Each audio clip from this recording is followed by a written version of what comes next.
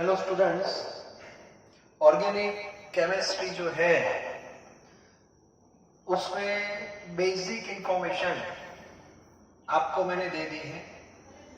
Carbon की family कितनी है, बेस फैमिली कौन है, बेस फंक्शनल ग्रुप कौन है, अल्काइल, उसकी पूरी सीरीज मैंने आपको बता दी। बाद में आईयूपीएससी का बेसिक फॉर्मेट क्या होता है वो क्लियर होना चाहिए, उसके जो 2 स्टेप्स है वो भी क्लियर होना चाहिए, सफिक्स क्या है, प्रीफिक्स क्या है, ये सारे टॉपिक्स हो गए। आइसोमरिज्म क्लियर होना चाहिए, इफेक्ट क्या है। तो ये सारे जो वर्ड है वो आपके दिमाग में अब सेट हो गए हैं, ठीक है। बाद में हाइड्रोकार्बन चैप्टर जो है वहां से एक्चुअली कार्बन की जो फैमिलीज है वो स्टार्ट हो रही है। अब उसमें मैंने 3 फैमिली के बारे में आपको बता दिया है, आल्केन, आल्कीन और अल्काइन। और ये तीनों के जो क्वेश्चंस होते हैं थ्योरेटिकल बेस हमने डिस्कस कर दिए हैं कि प्रिपरेशन कैसे होता है, प्रिपरेशन के बाद उनकी केमिकल प्रॉपर्टीज क्या है, वो सब रिएक्शन का पार्ट होता है। That is actually theoretical concept. अब ऑर्गेनिक में पैरेलल एक्चुअली आप देखो तो ऐसे ही चैप्टर्स है। अभी जो आपने अल्केन पढ़ा, अल्कीन पढ़ा, अल्काइन पढ़ा, उसमें जो भी सीक्वेंस थी वही सीक्वेंस अप टू 12th आपको मेंटेन करनी है, बोर्ड बेस, थ्योरेटिकल बेस, इस बेस पे। अब जहां पर जेडब्ल्यू और नीट की हम बात करते हैं वहां पे जो ऑर्गेनिक केमिस्ट्री आ रहा है वो पूरा कॉम्बिनेशन होता है, कार्बन की जो फैमिलीज है सबका कॉम्बिनेशन है। अब इसमें आज मैं 3 फैमिली कंप्लीट होने के बाद मैं आपको जेडब्ल्यू नीट के बेस पे आपको ले जा रहा हूं। कौन कौन से पॉइंट्स अब तक हमने जो कवर किए हैं ये तीनों फैमिली में, उसको मैं समराइज कर रहा हूं डिफरेंट एंगल्स से। तो आज का जो लेक्चर है that is very important in organic chemistry. ये फर्स्ट लेवल आज से आपका स्टार्ट हो रहा है। मतलब ऑर्गेनिक में हमें 2 चीज करनी है, थ्योरेटिकल के बाद उसको एप्लीकेशन फॉर्म में भी लाना है, और इस बेस पे आपकी ऑर्गेनिक की प्रिपरेशन होगी। आज जो मैं टॉपिक पढ़ाने वाला हूं वो सब आपने नॉर्मली थ्योरी में पढ़ लिए हैं। अब उसमें एक्सेप्शनल केस कुछ होते हैं वो सब हम डिस्कस करेंगे। कब कौन सा रूल अप्लाई करना है वो आपको पता होना चाहिए। तो ये सब जो पॉइंट्स है डिफरेंट उसको मैंने कलेक्ट किया है, ठीक है। तो आज का लेक्चर जो है बहुत इंपॉर्टेंट है और इसके बेस पे प्रैक्टिस के लिए मैं आपको बहुत सारे क्वेश्चंस देने वाला हूं, लेकिन एक बार देख लो कि उसको सॉर्ट आउट कैसे करना है, ठीक है। तो सबसे पहले हमने जो पढ़ा है वही मैं बात कर रहा हूं। एक टॉपिक हमने पढ़ा था preparation of alkyne from unsaturated hydrocarbon that is alkyne.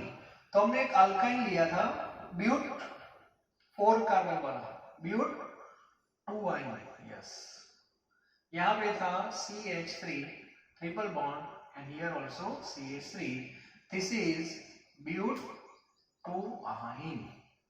यहां पे ट्रिपल बॉन्ड है। अब मुझे ट्रिपल बॉन्ड को डबल बॉन्ड में कन्वर्ट करना है, it means we have to add hydrogen.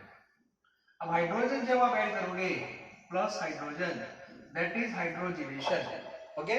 तो प्रोडक्ट कौन सी मिलेगी वो फिक्स है, हाइड्रोजन दोनों यहां पे ऐड हो जाएंगे तो प्रोडक्ट हो जाएगी ब्यूट 2इन, फिक्स हो गई। लेकिन we know butene has 2 geometrical isomer cis and trans. हाँ, तो यहां पे हम थोड़ा स्पेसिफाई कर रहे हैं, if you add hydrogen in presence of PDC, which catalyst? That is Lindlar's catalyst, Lindlar's, okay. Then you have cis but 2ene, cis but 2ene. And if you apply sodium in liquid ammonia, then you have trans but 2ene। सीस और trans कैसे draw करने वो आपको आता है, तो ये difference है। तो जेडब्ल्यू नीट में पर्टिकुलर क्वेश्चन इस फॉर्म में होंगे, आपको ये कंडीशन दी होगी और ऑप्शन में सिस बिटवीन भी होगा और ट्रांस भी होगा, तो ये क्लियर होना चाहिए, ठीक है। तो इस बेस पे जो पैर वाले पॉइंट है वो मैं आपको सबसे पहले बता रहा हूं। तो ये point that is very important for जेडब्ल्यू नीट पर्पस, ओके। सेकंड मैं आपको बता रहा हूं that is elimination and substitution. तो ये रिएक्शन भी मैंने आपको बताया था, CH3 CH2Cl, okay, this carbon is alpha carbon and this one is beta. Here again we have two options. If you use KOH alcoholic, KOH alcoholic, दूसरे भी agent है, मैं आपको बता दूं NaNH2 है, ये भी आप यूज कर सकते हो, ठीक है। KOH अल्कोहलिक है, NaNH2 है, नॉर्मली अल्कोहलिक अभी मैं यूज कर रहा हूँ डिफरेंस के लिए। और दूसरा एजेंट मैंने आपको बताया था KOH aqueous, okay. If we apply KOH alcoholic then elimination take place. Alpha से कौन जाएगा halogen with potassium that is minus KCl और बीटा से hydrogen that is minus H2O, so we have CH2 double bond CH2. This is ethene and this reaction is known as elimination. ये आपको पता होना चाहिए। If we apply KOH aqueous then substitution take place. It means only removal of KCl and the product is CH3 CH2OH, that is ethanol, and this reaction is known as substitution, ठीक है। तो देखो मैं आपको difference page पे जा रहा हूँ, मैं आपको पैर दे रहा हूँ कि यदि आपने ये कंडीशन अप्लाई की तो ये प्रोडक्ट मिलेगी, ए अप्लाई की तो ये प्रोडक्ट मिलेगी, तो दैट शुड बी क्लियर, ठीक है। तो दो पॉइंट आपके क्लियर हो गए, एलिमिनेशन कब होगा, सब्स्टिट्यूशन कब होगा, सीज कब मिलेगा, ट्रांस कब मिलेगा, ये आपको पता होना चाहिए, ठीक है। तो ऐसे पॉइंट्स जो होते हैं इसको हम सॉर्ट आउट करते हैं और उसको वन बाय उसका रिपीटेशन करना होता है, ठीक है। चलो आगे बढ़ते हैं। ऐसे नॉर्मली पैर के बेस पे बहुत सारे पॉइंट्स है, मतलब अब आपको ऐसे पैर बनाने हैं, चलो इसमें ऐसा मिलेगा तो इसमें ऐसा होगा, क्लियर। नाउ थर्ड हमने पढ़ा अभी केमिकल प्रॉपर्टी ऑफ अल्कीन में, that is Marco and anti Marco, वो भी क्लियर होना चाहिए, वो पैर भी इंपॉर्टेंट है। Marko anti Marko that is actually addition hydrogen halide. तो वहां पे हमने एग्जांपल लिया था प्रोपीन का, unsymmetrical CH3 CH double bond CH2, this is propene. Propene में आपको इस बार क्या ऐड करना है HX, उसमें स्पेसिफिक में दे रहा हूं HCl आप ऐड कर सकते हो, HBr भी आप ऐड कर सकते हो और HI भी ऐड कर सकते हो, बस simple, no other parameter involve. So in that case product based on Markovnikov rule, क्योंकि ये अनसिमेट्रिकल अल्कीन है।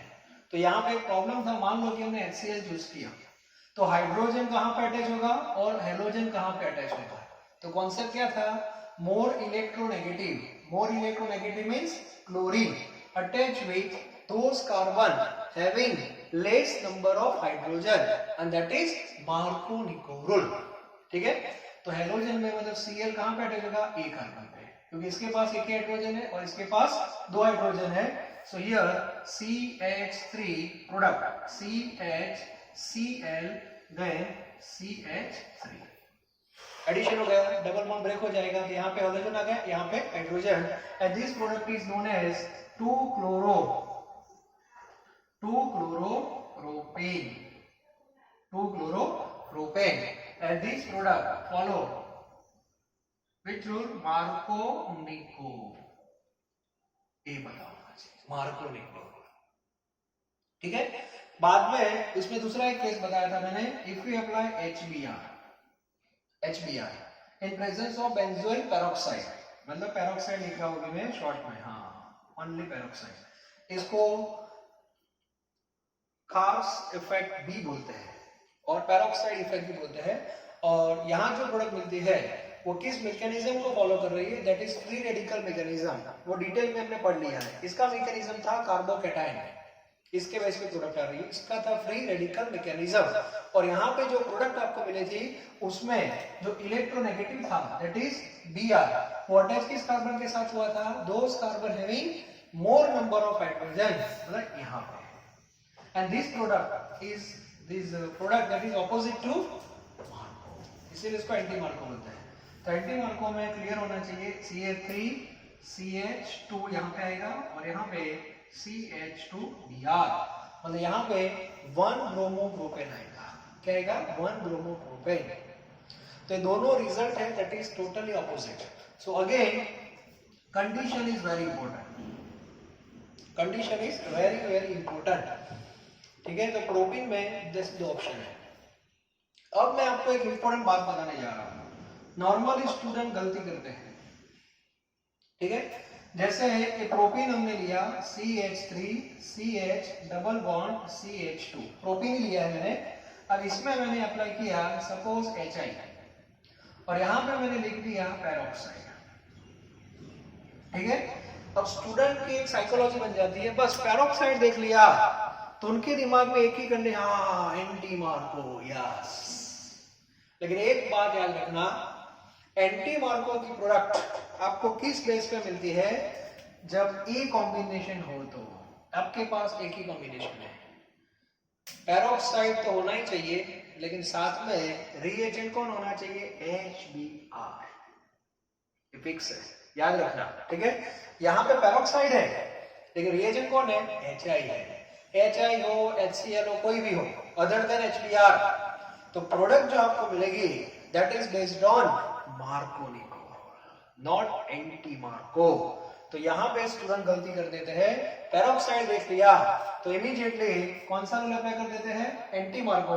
एंटी मार्को अप्लाई करेंगे तो आयोडीन को कहाँ ले जाएंगे? एंटी मार्को में, यहाँ ले जाएंगे और ये लिख के आएंगे CH3 CH2 CH2I।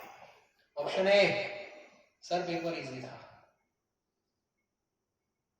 गलत है। आपका आंसर आएगा ऑप्शन बी, और ऑप्शन बी होगा CH3 CHI and here CH3। This is correct answer। ये पता होना चाहिए। Marco, anti Marco is very very important concept in organic chemistry. 12th में भी बहुत सारे जगह पे कॉन्सेप्ट आपको मिलेगा, तो ये पॉइंट बहुत इंपॉर्टेंट है। ठीक है, तो इस बेस पे आपको पैर बनानी है। बाद में नॉर्मली ऑर्गेनिक केमिस्ट्री में क्या होता है, हम जब थियोरेटिकल कॉन्सेप्ट पढ़ते हैं तो जो एग्जाम्पल जो हम लेते हैं, मान लो कि हमने प्रॉपर्टी पढ़ी अल्किन की प्रॉपर्टी, तो अल्किन एज अ रिएक्टेंट, तो पहला रिएक्शन इथिन का लेंगे, दूसरा प्रोपीन का लेंगे, बाद में ब्यूटीन ऐसे। तो इनिशियल 2-3 मेंबर है, वहां तक रूल के हिसाब से चलता है। जैसे जैसे आप आगे बढ़ते हो, ठीक है, वैसे वैसे कुछ कॉन्सेप्ट ऐसे आते हैं इसमें थोड़ा डेविएशन भी आता है, तो वो भी हम देखेंगे। ठीक है, चलो, तो एक 3 पैर आपकी हो गई। पहली सिस ट्रांस वाली पैर मैंने बताई, दूसरी KOH अल्कोहलिक और KOH एक्वस के पैर मैंने बताई। ये जो है मार्को और एंटी मार्को है, इसमें भी याद रखना पर्टिकुलर एंटी मार्को कहाँ पे आता है। ओके, अब यहाँ पे मैं थोड़ा एक स्टेप आपको आगे ले जा रहा हूँ। शिफ्टिंग का कॉन्सेप्ट आता है, शिफ्टिंग। अब शिफ्टिंग क्या है वो देखो। शिफ्टिंग के लिए मुझे एग्जांपल 5 कार्बन के बेस पे जाना पड़ेगा, 5 कार्बन पे। तो पहला मेरा जो शिफ्टिंग है उसको बोलते हैं हाइड्राइड शिफ्टिंग।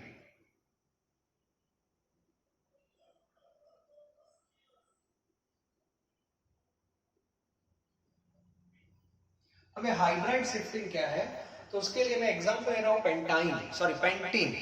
पेंटीन के आइसोमर्स हम ड्रॉ कर सकते हैं स्ट्रक्चर, उसमें स्पेसिफिक में ड्रॉ कर रहा हूं CH3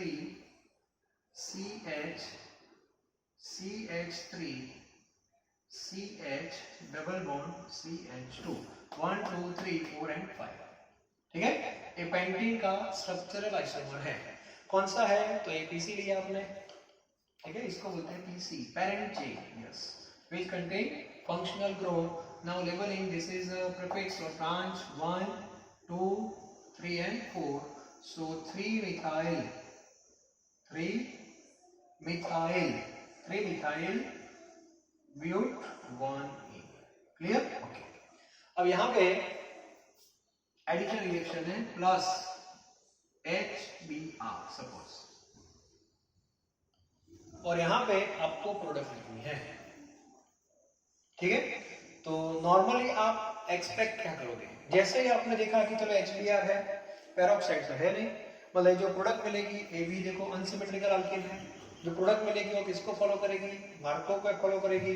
मार्को मतलब ये बी आर कहाँ पे अटैच होगा, बी आर दो carbon having less number of hydrogen, ये टारगेट में लेना है बस, ठीक है।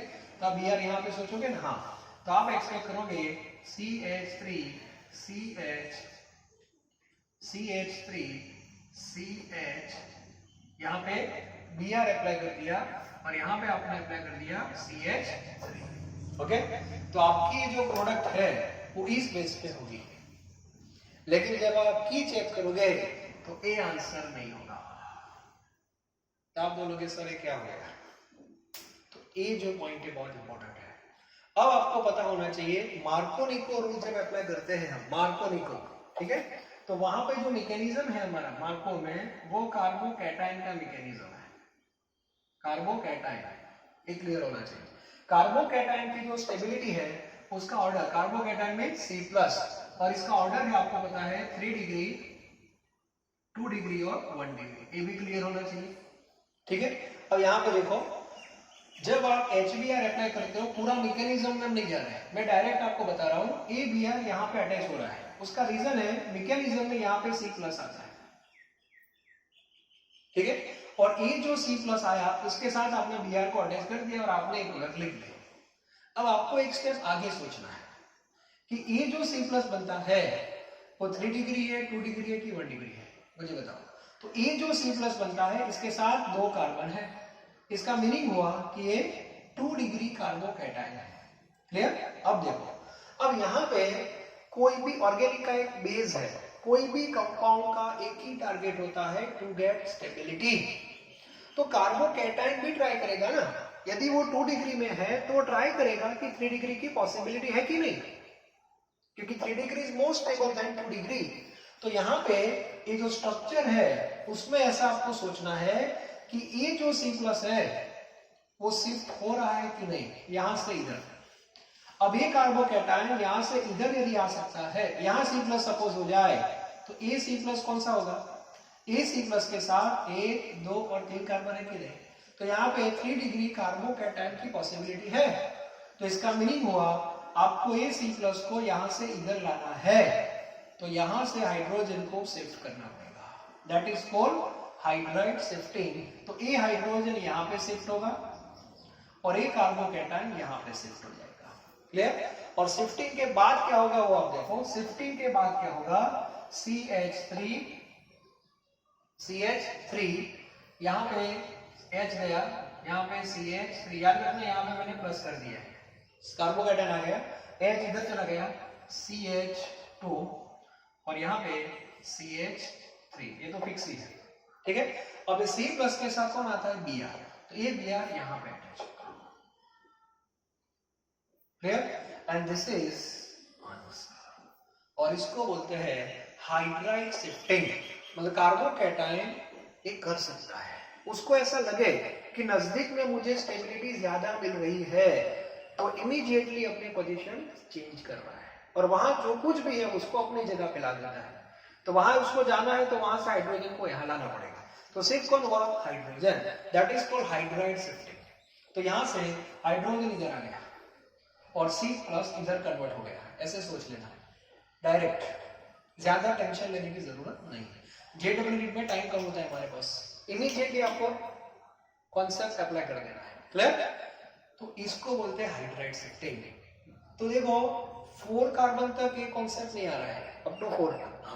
पेंटाइन से स्टार्ट हो गया कि नहीं, क्योंकि पेंटाइन मतलब बड़ा मॉलिक्यूल हो गया, तो इसमें ऐसे ऐसे डेविएशन आ सकते हैं, मैंने अभी आपको बताया, जो नॉर्मली टेक्स्ट बुक में नहीं होते। टेक्स्ट बुक में हमारा रिएक्शन प्रोपीन तक ही है, तो वहां पे 2 डिग्री तक का ही कॉन्सेप्ट आ रहा है, लेकिन आगे भी 3 डिग्री है। तो 3 डिग्री कार्बोकैटायन के लिए आपको एग्जांपल 1-2 स्टेप नीचे जाना पड़ेगा। तो यहाँ पे मैंने हाइड्रोजन शिफ्ट मुझे करवाना था, इसलिए मैंने एग्जांपल पेंटीन का लिया है। पेंटीन का ही एक आइसोमर है। अब दूसरा एक मैं शिफ्टिंग आपको बता रहा हूँ, 6 कार्बन पे जा रहे हैं, वहां देखो किसका शिफ्टिंग हो रहा है, टाइटल बाद में लिख रहा हूँ मैं, ठीक है। पहले एग्जांपल लेते हैं, हेक्सिन का लेते हैं, हेक्सिन का कोई आइसोमर है CH डबल बॉन्ड CH2, ठीक है, okay. CH3 CH3 CH3 CH double bond CH2, यहाँ भी सपोज चलो HBr है, तो सबसे पहले आप क्या अप्लाई करोगे, वो HBr अनसिमेट्रिकल मार्को, तो आप लिखोगे कौन सी product, CH3 C CH3 CH3 CH, यहाँ पे आप क्या अप्लाई कर दोगे, Br सिंगल बॉन्ड और यहाँ पे CH3, लेकिन ये आपका आंसर नहीं है क्योंकि यहाँ पे Br अटैच किया, अच्छी बात है, AC+ हुआ कि नहीं, तो AC+ है वो AC+ दो कार्बन के साथ ही है, ये 2 डिग्री कार्बोकेटायन है। अब C+ के दिमाग में क्या है कि साइड में देखता है कि हाँ इस साइड देखो, यदि मैं इधर शिफ्ट हो जाऊं, इधर शिफ्ट हो जाए तो ये C+ के साथ कितने कार्बन हो जाएंगे, 3 कार्बन हो जाएंगे। अब मुझे बताओ प्लस को इधर आना है तो यहां से किसी को वहां भी जाना पड़ेगा, तो इस केस में कौन गया था, हाइड्रोजन गया था, हाइड्रोजन गया था, इधर शिफ्ट हो गया था। इस केस में कार्बन के पास हाइड्रोजन नहीं है, 3 मिथाइल ग्रुप है, तो सिर्फ कौन होगा, पूरा group, it means methyl group, for example A methyl group, और ये मिथाइल ग्रुप यहां से डायरेक्ट इधर आ जाएगा and that is called methyl shifting. इसको क्या बोलते हैं, मिथाइल शिफ्टिंग, यस, ये मिथाइल शिफ्टिंग है। और तो फाइनल प्रोडक्ट आपकी होगी CH3 C CH3 C+ हो गया और इसके साथ कौन आ गया, Br, और यहाँ पे CH और CH3 और यहाँ पे CH3, एक प्रोडक्ट हो गया, मतलब इसके पास जो CH3 था वो इधर चला गया और इसके पास जो C+ था इधर आ गया, तो Br का शिफ्टिंग इधर हो जाएगा, ठीक है। So this is a most important concept in organic chemistry, that is called shifting. और ऐसे शिफ्टिंग 12th में भी आएंगे, तो उस टाइम पे आपको शिफ्टिंग क्या है, तो अभी से मैं कॉन्सेप्ट दे रहा हूँ शिफ्टिंग क्यों हो रहा है। तो ऐसे जो हम पढ़ते हैं ना कार्बोकेटायन स्टेबिलिटी ऑर्डर, इसका ए एप्लीकेशन है, तो ए पता होना चाहिए, ठीक है। तो मार्को निको जो है बहुत इंपॉर्टेंट है और JEE नीट में ऐसे क्वेश्चन आते हैं, तो उस बेस पे मैं आपको ले जा रहा हूँ, ठीक है। तो आपके दिमाग में भी ये सारे पॉइंट्स अभी से सेट करना स्टार्ट कर दो, क्लियर। तो कितनी पेयर मैंने बनाई, एक cis ट्रांस की बनाई, दूसरी कौन सी बनाई मैंने, KOH अल्कोहलिक और KOH एक्वस की बनाई हुई। दूसरा मैंने बताया Marco anti Marco, Marco anti Marco में भी 2-3 स्टेप आगे जाओगे आप पेंटीन और हेक्सेन में, तो वहां पे शिफ्टिंग का कॉन्सेप्ट भी आता है, ठीक है। अब मैं दूसरी पेयर ले रहा हूं, that is called set-Jeff. Set-Jeff rule भी हमने पढ़ लिया है, सेट-जेफ रूल ऐसे बोलते हैं। उसके साथ एक पेयर आती है दैट इज कॉल्ड हॉफमैन। अब सेट-जेफ का कॉन्सेप्ट देखो एलिमिनेशन बेस पे ही है। हमने जो एग्जांपल लिया था, मान लो कि आपने हेलोजन का एग्जांपल लिया था, वो ब्यूट-1 और ब्यूट-2 का मिक्सचर मिला था, तो उसमें ब्यूट-2 मेजर प्रोडक्ट थी, ये आपको पता होगा। तो इसके लिए हम एक स्टेप नीचे गए थे, CH3 ये एग्जांपल लिया था मैंने, CH3 CH2 CH Cl और यहाँ पे था CH3, ठीक है। ए हर कार्बन कौन सा था, अल्फा, और यहाँ पे ए बीटा था। अब यहाँ पे एलिमिनेशन में गड़बड़ हो गई थी और हमने जो प्रोडक्ट लिखी थी उसमें KOH अल्कोहलिक, KOH अल्कोहलिक हो या NaNH2, that is called sodamide, ये भी आप यूज कर सकते हैं एलिमिनेशन में। तो KOH अल्कोहलिक आप यूज करते हो तो अल्फा से क्या निकला था, Cl, that is called minus KCl। Beta से कौन निकलता है, हाइड्रोजन, लेकिन यहाँ प्रॉब्लम था, याद करो बीटा कौन सा, Al, तो इसके लिए मैंने 2 प्रोडक्ट आपको बताई थी। फॉर एग्जांपल यहाँ से H निकला CH3 CH, तो यहाँ पे डबल बॉन्ड हो जाएगा CH और CH3, that is called butene, butene plus CH3 CH2 CH double bond CH2, that यहाँ से H निकाला तो CH हो गया and that is called butene, clear, okay. तो ये 2 पॉसिबिलिटी है। बाद में जब हमने एनालिसिस किया था तो मैंने आपको बताया था कि यहाँ पे 80% ए मिल रहा है और 20% ए मिल रहा है। इसका मीनिंग हुआ ए प्रोडक्ट मेजर है और ए प्रोडक्ट माइनर है। तो ब्यूट ट्विन मेजर प्रोडक्ट क्यों है, तो ये जो रूल है वो साइटजेफ रूल है, साइटजेफ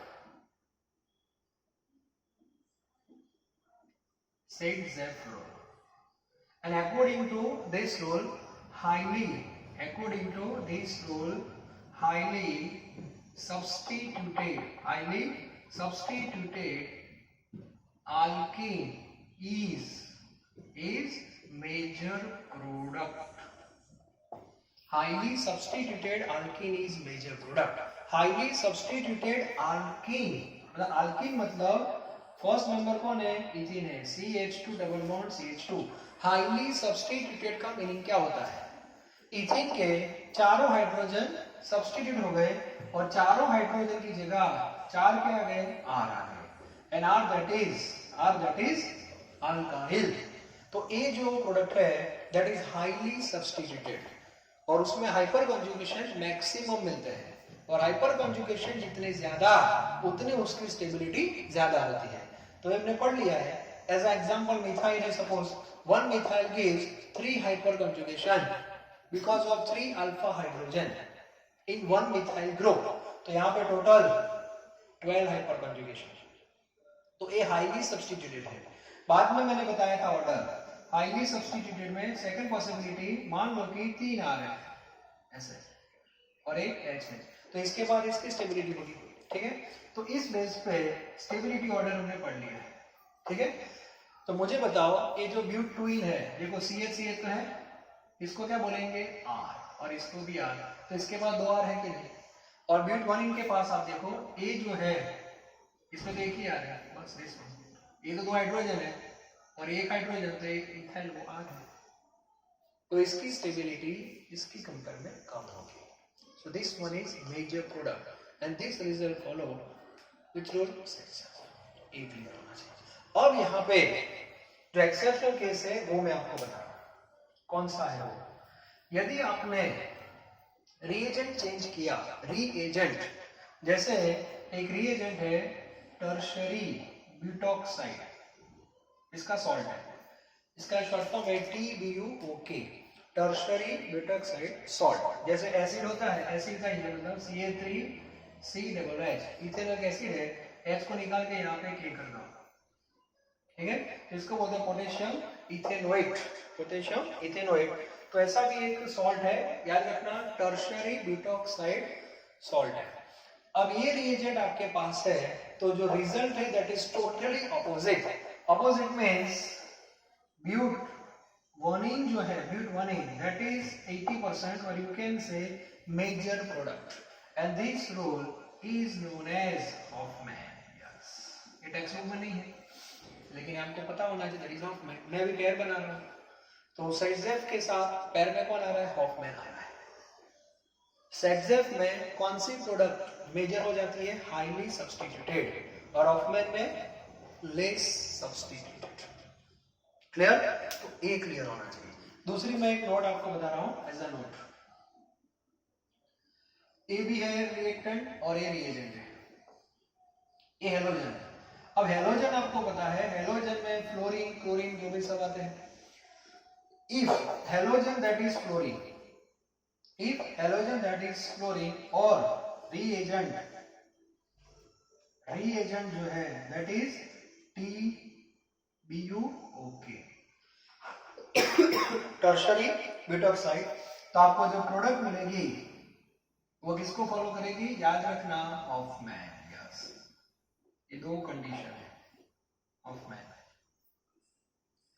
हेलोजन पे भी डिपेंड है, क्लोरीन ब्रोमीन आयोडीन है, याद रखना, क्लोरीन ब्रोमीन आयोडीन है और ये एजेंट है, तो फिक्स हो गया कौन सा, ZZ.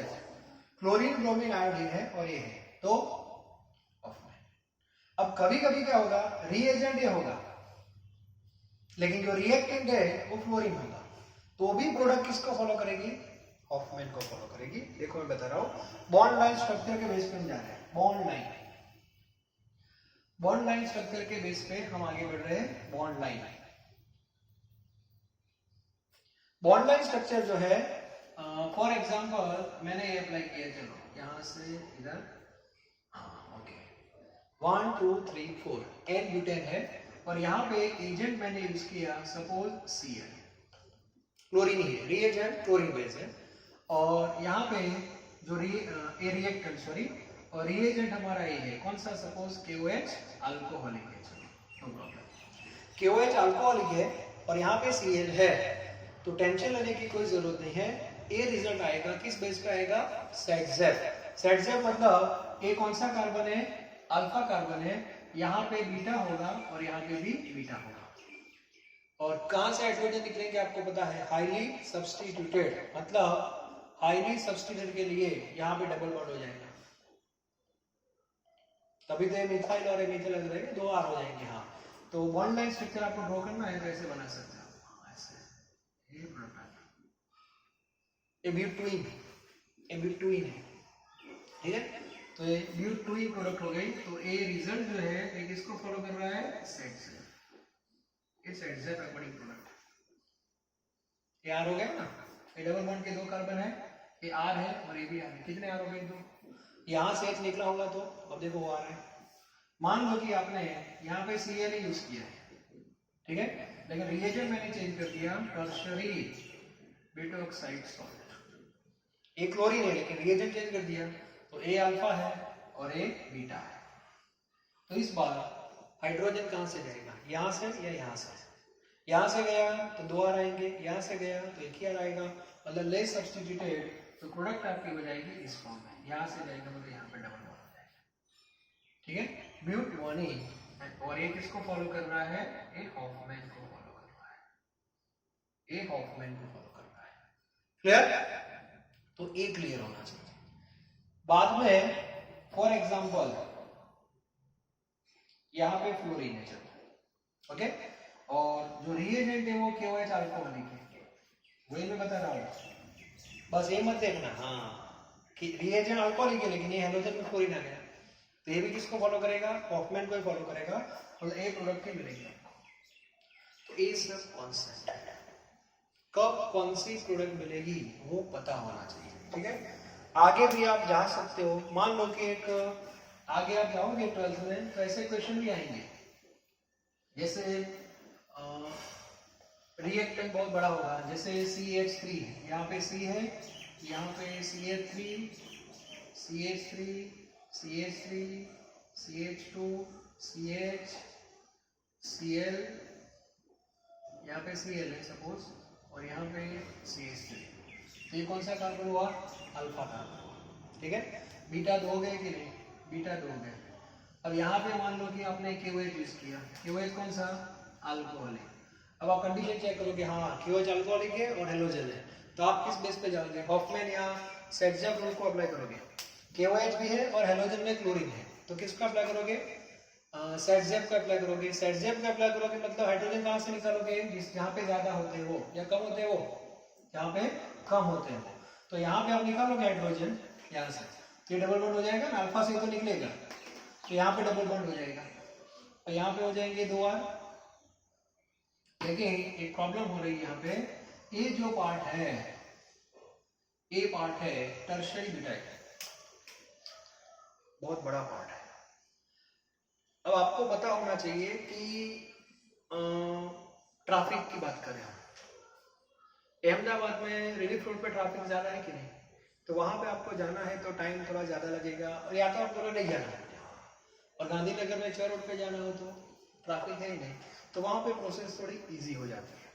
तो लॉजिकली आप सोचो, हम भी ऐसा रास्ता चूज करते हैं ना लाइफ में जो इजी हो, तो ऑर्गेनिक में भी ऐसा ही होता है, ऑर्गेनिक में ऐसा होता है, ये जो पार्ट है वो बहुत बड़ा पार्ट है, ठीक है, और ऑर्गेनिक केमिस्ट्री में उसको स्टेरिक हिंडरसंस ऐसा बोलते हैं, शॉर्ट में याद रखो, क्राउडिंग इफेक्ट और स्टेरिक इफेक्ट, और ये इफेक्ट यहाँ पे अप्लाई हो रही है, और ये बहुत बड़ा मॉलिक्यूल है और इसीलिए हाइड्रोजन यहाँ से नहीं निकलता, कहाँ से निकलेगा, तो ये भी एक एक्सेप्शन केस है। तो आपकी जो फाइनल प्रोडक्ट है वो CH3, CH3, CH3, CH2, CH double bond CH2, मतलब ये भी इसको फॉलो कर रही है हॉफमैन। तो हॉफमैन में 3 केस आए, if halogen is fluorine then compulsory Hofmann, halogen chlorine bromine iodine है लेकिन रिएजेंट आपका टर्शियरी बिट ऑक्साइड है तो भी ऑफ में। ओके, बाद में KOH अल्कोहलिक है, यहाँ पे क्लोरीन ब्रोमीन ही है, फिर भी स्टेरिक इफेक्ट आ रही है तो भी ऑफ में। तो मेरा पॉइंट है बात में समझ में। तो ऑर्गेनिक केमिस्ट्री में ऐसे बहुत सारी वेराइटीज हैं और JEE नीट में ऐसे क्वेश्चंस ही आता है। ऑर्गेनिक जो है वो हम थ्योरेटिकल बेस पे तो पढ़ते ही हैं, लेकिन पैरेलल ये सारे कॉन्सेप्ट भी आपको पता होने चाहिए। ठीक है, तो आज का लेक्चर मैं यहाँ पे कंक्लूड कर रहा हूँ। और भी एक लेक्चर में लेने वाला हूँ उससे रिलेटेड, वो इजी है। आपने जो पढ़ा है, वुड्स पढ़ा है, क्लोरीनेशन पढ़ा है, ग्रिग्नार्ड पढ़ा है, उसके बेस पे भी कुछ क्वेश्चंस है, तो मैं नेक्स्ट लेक्चर में कंप्लीट करवा दूंगा। और उसकी जो वर्कशीट है प्रैक्टिस करनी है आपको, और प्रैक्टिस में मैं क्वेश्चन मेरे कैसे रहेंगे, कंप्लीट द फॉलोइंग, बस रिएक्टेंट होगा और रिएजेंट होगा, आपको प्रोडक्ट अपने हिसाब से लिखनी है। तो ऐसे बहुत सारे पॉइंट्स है वो हम नेक्स्ट लेक्चर में कंप्लीट करेंगे। ठीक है, तो आज का ये टॉपिक में हमने क्या क्या पढ़ा, तो एक पैर कौन सी पढ़ी, सिस ब्यूटीन और ट्रांसब्यूटीन की, उसमें लिंडलर्स कैटालिस्ट और रिएजेंट दूसरा सोडियम इन लिक्विड है, यहाँ क्लियर होगा। सेकंड पढ़ा हमने KOH alcoholic and KOH aqueous. Alcoholic में तो ये देख रहे हो आप एलिमिनेशन ही हो रहा है, लेकिन एक्वस जो हो रहा है उसमें सब्स्टिट्यूशन होगा, ये क्लियर होना चाहिए। इसके बाद हमने पढ़ा most important Marco and anti Marco. Marco कब अप्लाई होगा, एंटी मार्को कब अप्लाई होगा, कभी कभी शिफ्टिंग भी हो सकता है। शिफ्टिंग के दो टाइप मैंने बताया, हाइड्राइड शिफ्टिंग और मिथाइल शिफ्टिंग। ऐसा क्यों हो रहा है, because of stability of carbocation, तो वो भी क्लियर आपका होना चाहिए। उसके बाद ये जो एलिमिनेशन है KOH अल्कोहलिक, उसमें भी वैरायटी है। हमारी बुक में अल्कोहलिक KOH के बेस पे भी बनाया है, या तो NaNH2 के बेस पे है, लेकिन टर्शियरी ब्यूटॉक्साइड आपने अप्लाई कर दिया तो वहां पर रिजल्ट चेंज हो जाता है, एंड दैट इज हॉफमैन। तो सेटजेब कब अप्लाई करना है, हॉफमैन कब अप्लाई करना है, वो भी मैंने आपको बता दिया। ठीक है, तो ऐसे जो पॉइंट्स होते हैं वो JEE नीट के होते हैं। क्लियर, तो स्लोली हम आगे बढ़ने वाले हैं। तो नेक्स्ट लेक्चर होगा, उसमें वुड्स है, ग्रिग्नार्ड है, ओजोनोलिसिस है, क्लोरीनेशन है, एसिडिक हाइड्रोजन का कॉन्सेप्ट है, तो ये सारे पॉइंट्स में कवर करने वाला हूँ। ठीक है, thank you very very much.